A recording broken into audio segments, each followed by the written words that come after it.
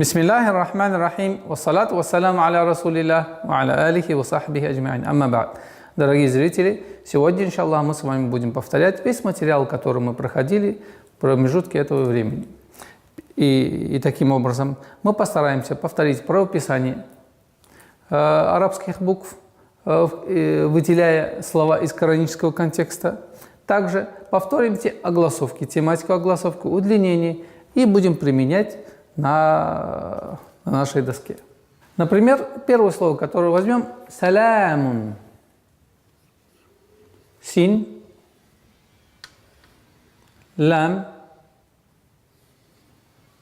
мим. В кораническом контексте это слово написано таким образом. Ставим огласовку са,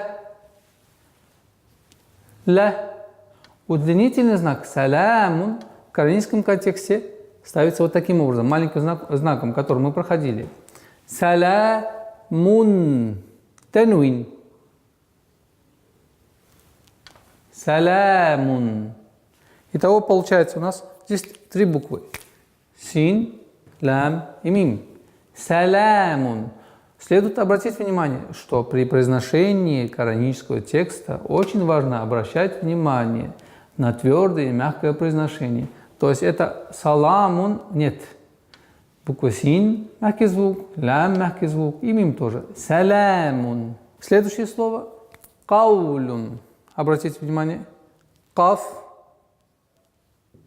вау, лям. Ставим огласовки.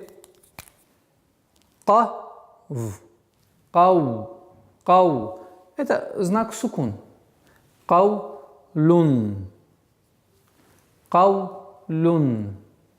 Каф твердый звук, лям мягкий. Каулюн. Следующее слово, которое мы с вами пройдем, обратите внимание. Син, ра, джим, фатха. Ставим огласовки. Си, ра, джан. Сираджан. Сираджан. Буква син у нас ра, джим и алиф. Сираджан. Итак, следующее слово. Азимун. Айн, за,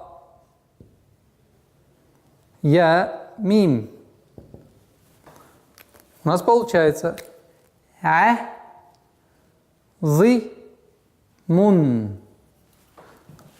Буква айн, за, я, мим. Обратите внимание, буква я здесь играет роль удлинительного звука. И получается у нас азимун.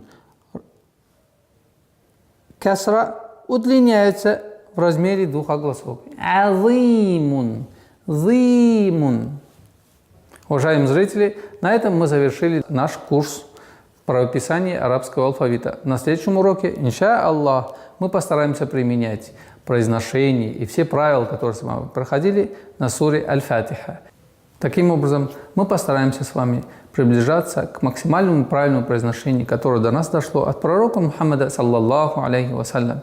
На этом мы с вами завершаем наш урок. До новых встреч. Ассаляму алейкум ва рахматуллахи ва баракатух.